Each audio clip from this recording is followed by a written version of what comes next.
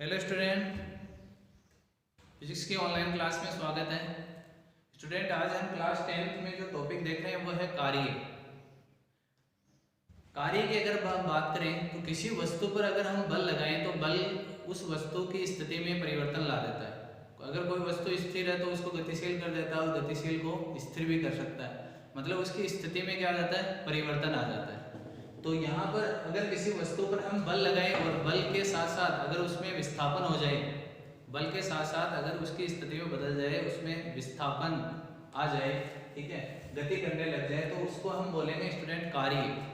तो कार्य होने के लिए आपको दो चीजें आवश्यक है, बल और बल की दिशा में क्या होना चाहिए, साथ साथ विस्थापन होना चाहिए, तभी हम साइंस में कार्य उसी को बोल सकते हैं जिसके अंतर्गत बल और विस्थापन दोनों हो। तो कार्य बराबर सूत्र हो गया बल इंटू बल की दिशा में क्या होगा, विस्थापन।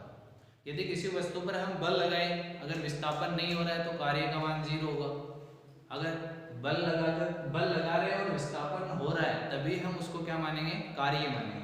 तो कार्य बराबर सूत्र हो गया बल गुणा बल की दिशा में विस्थापन।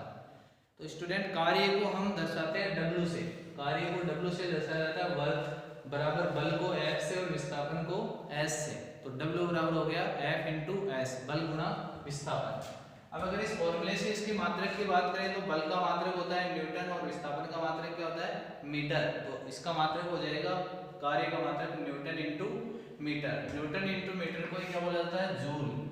ये SI मात्रक होता है इसका। जूल क्या होता है इसका, SI मात्रक।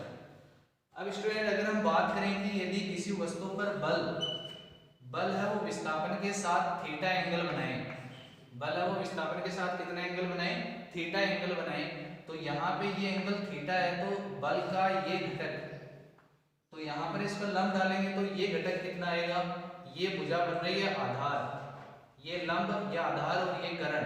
तो आधार बराबर क्या होता है, आधार बराबर होता है करण कोस थीटा।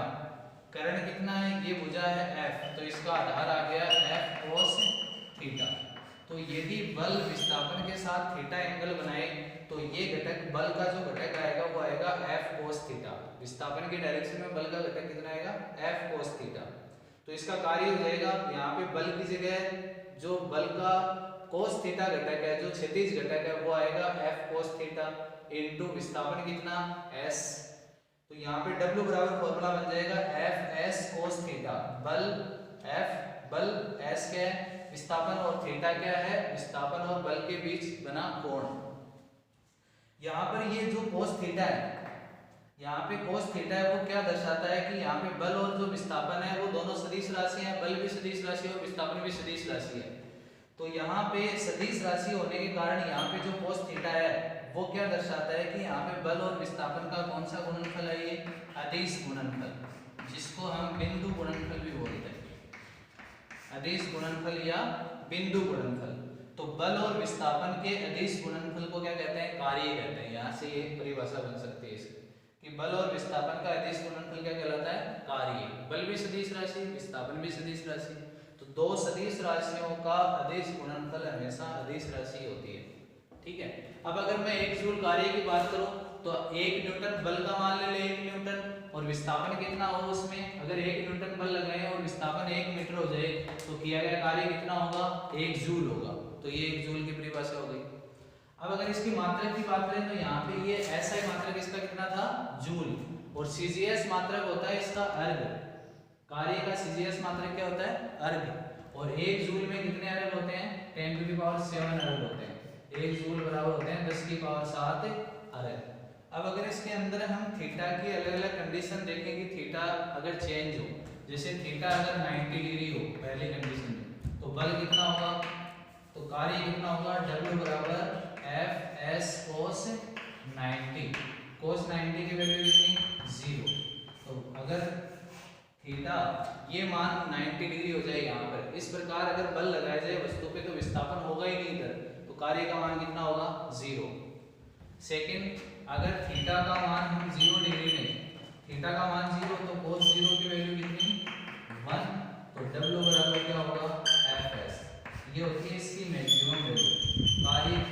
कार्य का मान मैक्सिमम कब होगा, जब थीटा कितना होगा, 0 डिग्री, मतलब इस विस्थापन के डायरेक्शन में ही बल लगाया जाए तो कार्य क्या होगा, मैक्सिमम होगा इसका। और अगर थीटा की वैल्यू 180 डिग्री ले लें, इसके अपोजिट डायरेक्शन में उधर, तो थीटा 180 होगा तो W बराबर होगा fs cos 180। cos 180 कितना -1, तो W बराबर -fs। तो इन तीनों फॉर्मूले से स्पष्ट हो रहा है कि कार्य का मान जो होता है वो शून्य भी हो सकता है, पॉजिटिव भी हो सकता है और नेगेटिव, तीनों मान हो सकते हैं कार्य के। आज के वीडियो में बस इतना ही।